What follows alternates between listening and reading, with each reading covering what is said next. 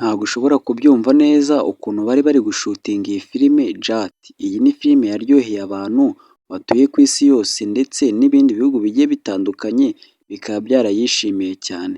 Kandi ni ukuvuga ati iyi filime bagiye bayikuramo amacalenje atandukanye nko kuba bakora amavideyo yayo asa nkayo.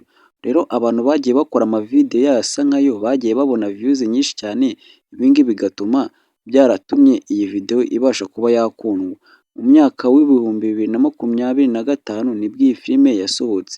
Mu gusohoka ariko yaje ari igisubizo kandi ibi ni iya mbere ku isi yose mu guhitinga muri filime zahitinze.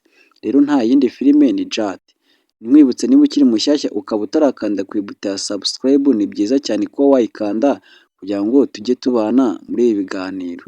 Reka mbabwire ati ndaje nze tuyisesengure, nkubwire iyi filime amafaranga yatwaye mu kugira ngo ishutingwe, nkubwire n'ibikoresho bashyizemo, kandi ikindi hari ibanga utigeze umenya ryagaragayemo kandi muri iyi filime utigeze ubona.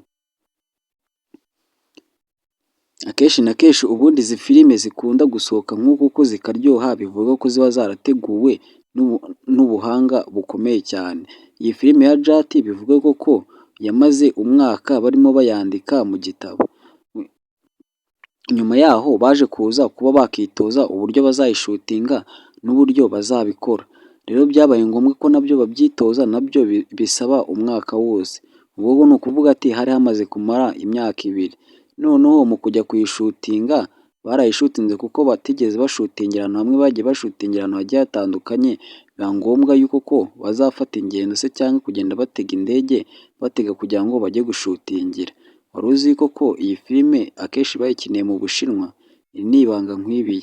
Iyi filime yakiniwe mu Bushinwa, bayikina no muri Amerika, ariko iyo uharebye uba wagira ngo ni mu Bushinwa.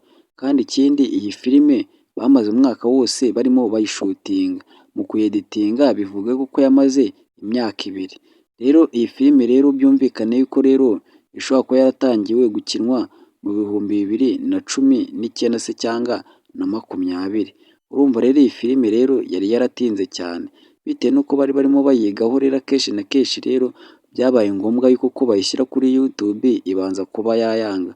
Mu kuyanga rero byabaye ngombwa yuko ko babasha kuba hari ibintu bagombaga kuba banoza muri iyi videwo kugira ngo itazabasha gukomeza kwangwa na YouTube. Bivuga ko ubundi iyi filime yatwaye akayabo angana nka miliyoni 775, ariko igeze ku isoko yinjije biliyoni 1,500,000.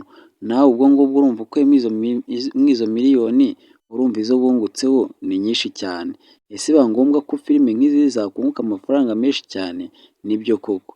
Ubundi bivuga ko iyo wamaze gukina filime wayitayeho ukayeditinga neza, nta kintu kitatuma itakundwa. Icyiza ni uko izi filime ubundi akenshi na kenshi ziba zirimo ubutumwa. Niba wigeze kubona ahora natunga aho yaba yarafashe abaturage bose akababikamo ubwoba. Uyu mugabo akaba ari nk'umusirikare nyine uba uhawe akaruhuko, aruhutse agiye mu rugo, gari ya moshi ikaza kuza gupfira mu nzira. Mu gupfira mu nzira rero bitewe n'uko inzara iba imwishe, ashaka ahantu hari akaresitora yajya kuryamo. Nibwo ahita yinjira mu karesitora karimo umugore uteka, akakamo akawunga. Nyuma yaho hahita haza abarara bakaza bakamumenera akawunga. Rero mu gihe ko yuko uyu musirikare aba yarahawe ikinyabupfura, rero agerageza kuba yavuga ati bamusabe imbabazi bakanga kubyumva. Kubera ko rero ibi birara biba bifite rero bosi wabyo mukuru kandi babimwizeye cyane kandi bamutinya. Rero niyo mpamvu rero baba bihaye akanyabugabo. Reka nkubwire ati reka dusubire ubutaha mu gice cya 2.